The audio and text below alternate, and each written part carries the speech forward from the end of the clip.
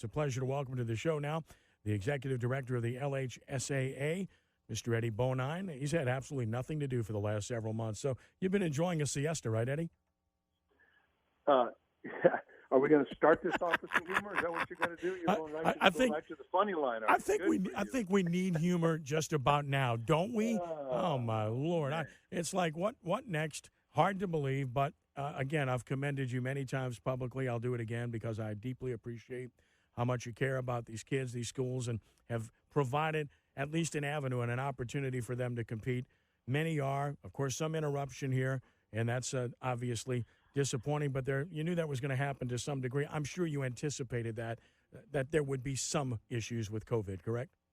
We did, and it had already been the groundwork had already been laid, watching what was going on in Major League Baseball and going on with the NBA and not having the ability to move everybody into a bubble. I thought our coaches and our medical personnel across the state in each respective parish in those programs did a good job of doing that, not only through the summertime, but getting us to where we were in a position where we could start playing regular season.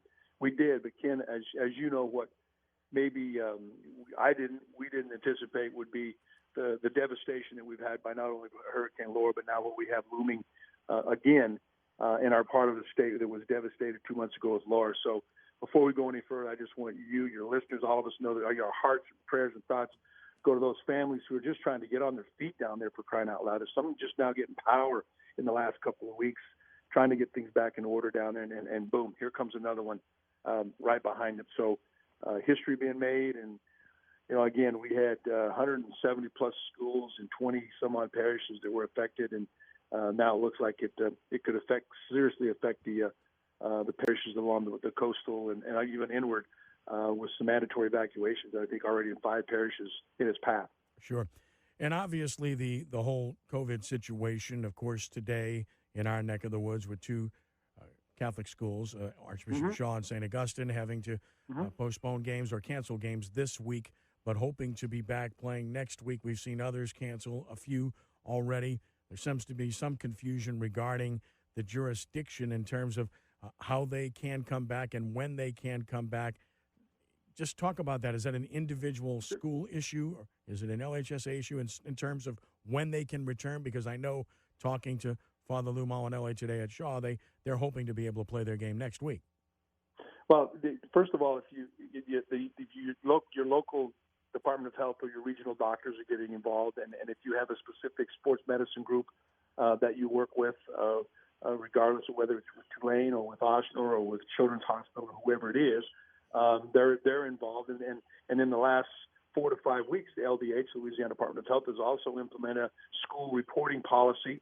So any student, any positive tests of COVID, they have to report into a private portal that each school has as well. So there's a lot of accountability for those cases.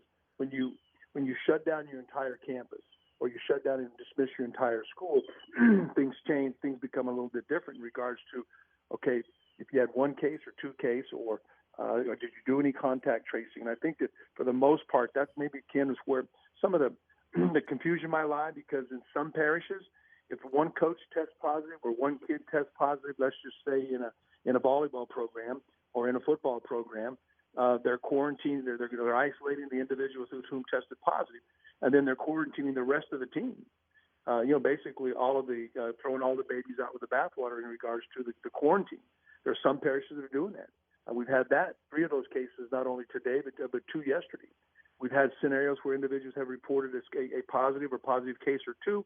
They've isolated as needed. They isolate those individuals, going back 48 hours, if not beyond, doing contact trace, eliminating those athletes, including the team they participated against that week if they have participated, and theirs. And then if they have enough players standing, they continue to move forward.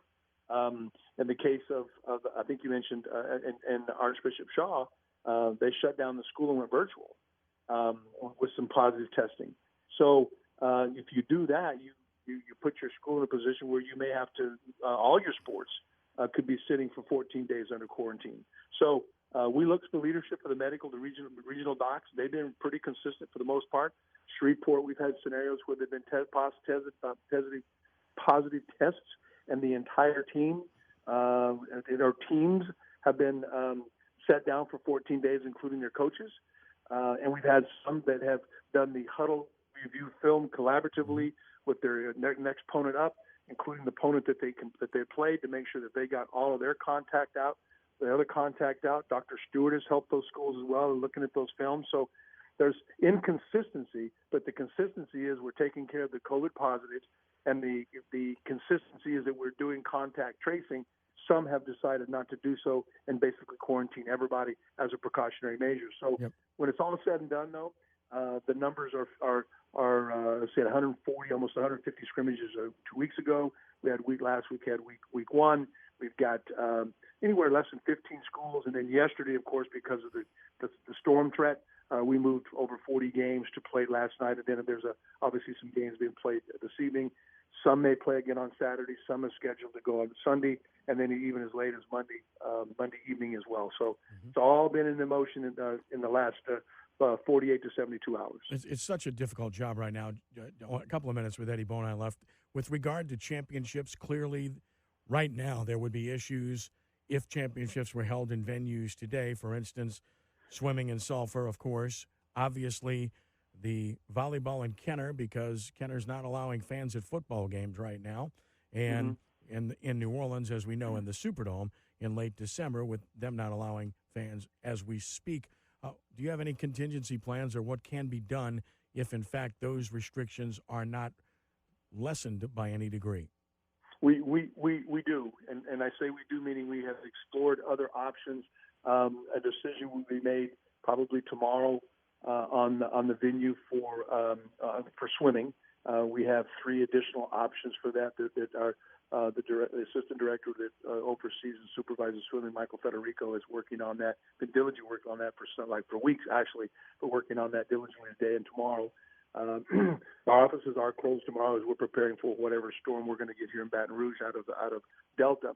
But we're doing that. We got a contingency plan, 2 contingency plans potentially if we can't manage to put some people in the Superdome. We still have some time there. I've been working cooperatively and continued communication with the management group SMG there and Alan Freeman. We're waiting and see there, but we've got a Fisher Cut date page for that as well, and try to find another facility for that. Basketball, volleyball, Kenner, we're still looking at that, and if we have to play without fans, we would probably continue to do so. Ms. Karen Hoyt, my assistant director overseeing volleyball, is working with them. So we're trying to do some of those things as much as we can, and we're going to have to make that decision, Ken, again, as you know. Are we going to stream it and take the hit at the door to continue to have an event for student athletes? If we have to do that, we will. We want to continue to do so. The respective, whether it be the Sulphur Parks and Rec, working with the departments in Sulphur, including what we have in New Orleans, and again, going back to Lake Charles for the Burton Center for basketball, potentially there. They have been gracious. We're working with them. The bottom line, what it comes down to, is there going to be any place, hotels available, and then it boils down to whatever restrictions we have for attendance policies. State championships are great. A great part of state championships is having the parents, the grandmas, the grandpas, everybody else coming to watch the games. We're working with those people to get things squared away, but at the end of the day, we're going to do the best we can with it, and we're working hard to try to make it as good experience as we can, again, in 2020, to ensure we have some state championships for the athletes. We're working very, very hard, not only for the fall sports, but preparing for winter sports as well. It is 2020, after all. Eddie Bonine, Executive Director, LHSAA, thank you for the time tonight. Keep up the good work. I know you're busy day and night, and again, we echoed your thoughts at the start of the show about our friends in Southwest Louisiana in particular. So God bless each and every one of them, and God please protect them from this time. Amen. Appreciate your time, Eddie. Ken, appreciate what you do for high school sports in this state. God bless you. God bless the state of Louisiana, and we appreciate everything you do. Thanks, Eddie. Appreciate it. Eddie Bonine, Executive Director, LHSAA.